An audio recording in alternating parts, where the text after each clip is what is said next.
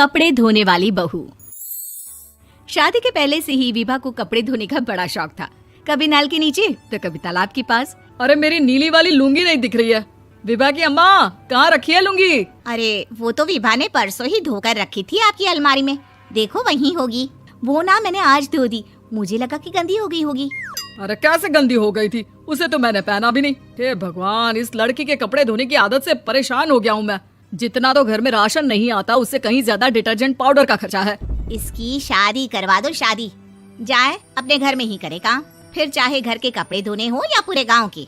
हाँ ठीक बोल रही हो, देखता हूँ मैं कोई लड़का। वो दिन भी आ जाता है जब विभा को देखने लड़के वाले आ जाते हैं। लड़की मुझे अच्छी लगी। होने वाली सास कहती है, बेटी अगर कुछ पूछना है तो पूछ लो। वैसे तो हमारी लड़की बहुत ही शर्मिली है, जो बोल दो वो मान लेती है, इसे क्या पूछना होगा। अरे कैसी बात कर रही हो माँ, मुझे इन लोगों के घर रहना है, सवाल तो कई है। हाँ हाँ बेटा, पूछ लो ना, क्या पूछना है। आप लोगों के घर कपड़े कौन धोता है? सास का मुंह बन जाता है। देखो, अगर तुम ये कहना चाहती हो कि तुम्हें कपड़े धोने नहीं आते तो सुन लो, कपड़े मैं ही धोती हूँ, लेकिन तुम्हारे आ जाने के बाद मैं रुमाल तक नहीं धोऊंगी। अरे चुप रहना भाग्यवान, बहू बेचारी घर आई नहीं, उसे डराना शुरू कर दिया। वो क्या है ना बिटिया, अभी तक तो ये कल्लू की माँ ही धोती थी, लेकिन अब तुम्हारे पापा तो दहेज में वॉशिंग मशीन देंगे ही। तभी विभा की माँ बोल पड़ती है, सवाल भी पूछा तो क्या। वैसे भाई साहब, मशीन की तो फिर भी कपड़े धोने की कैपेसिटी होती है, मतलब जो बिटिया दे रहे हैं ना विभा, इसे कपड़े धोने का बहुत शौक है। ये आप लोगों के क्या, आस पड़ोस गांव मोहल्ले सबके कपड़े धो दे और उफ तक ना करे। बाहर देखा नहीं आपने कितने कपड़े सूख रहे हैं? सब हमारी बिटिया ने ही तो धोए हैं। बस भी करो ना माँ, शर्म आ रही इतनी तारीफ सुनकर। और तो और एक दाग निकाल कर दिखाओ तो मान जाऊँ। हाँ अच्छा, माफ करना बेटा, मैंने गलत समझा। हमें तो रिश्ता बहुत पसंद है। और ऐसे जुड़ जाता है रिश्ता कपड़े धोने का शौक रखने वाली विभा का। उसकी शादी हो जाती है कोयला फैक्ट्री में काम करने वाले कल्लू के साथ। शादी के बाद अचानक विभा चिल्लाती हुई सास के पास आती है, सासू माँ, अरे सासू माँ कहाँ है आप? ये तो धोखा है, धोखा दिया आप लोगों ने मुझे। इसे ससुर के चक्कर के बारे में पता चल गया। अरे तो उसमें तुझे क्यों धोखा मिला है? अरे नल में पानी नहीं आता, कपड़े कैसे कब धुलेंगे? अच्छा, तू पानी नहीं आ रहा उसकी बात कर रही है? तो आपने क्या सोचा? कुछ नहीं। अच्छा, तेरी माँ ने कहा था कि कपड़े धोने का शौक है तुझे, याद आया मुझे। शौक बोलकर कपड़े धोने वाले मेरे जुनून को कम ना आके सासू माँ, कपड़ा धोना मेरा गुरूर है। तभी पति भी वहाँ आ जाता है। अभी मैंने इसे सनी देओल की फिल्म दिखाई है, उसी के डायलॉग मार रही है माँ। अच्छा सुन, साफ साफ बता रही हूँ, पानी सुबह 4 से 6 और शाम को 10 से 12 आता है, समझी? विभा टाइमिंग सुनकर हैरान हो जाती है। ये क्या भूतों का मोहल्ला है? सुबह 4 बजे उठकर कौन कपड़े धोता है? 4 बजे टंकी में पानी जाता है, फिर सारा दिन धोना ना, किसने मना किया?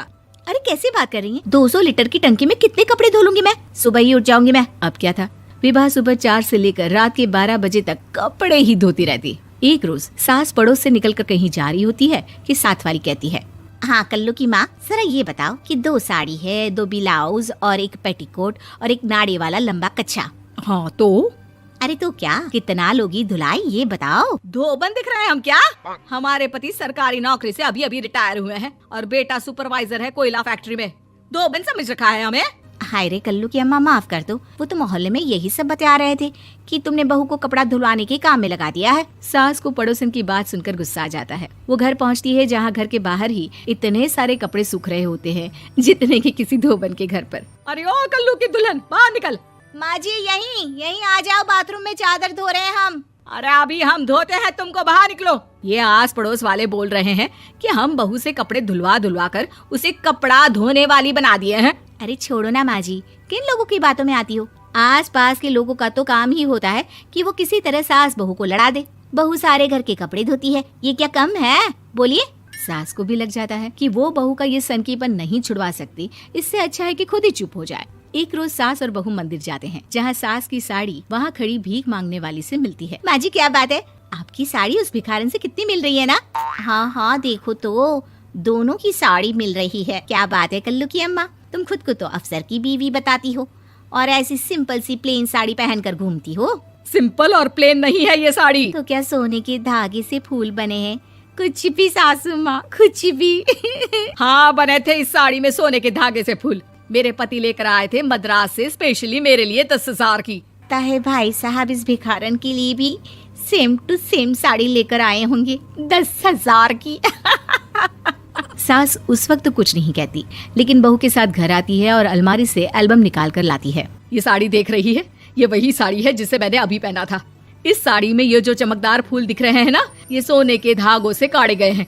लेकिन तू लोकल वॉशिंग मशीन ब्रश से घिस घिस कर सारे फूलों को निकाल कर साड़ी प्लेन कर दी।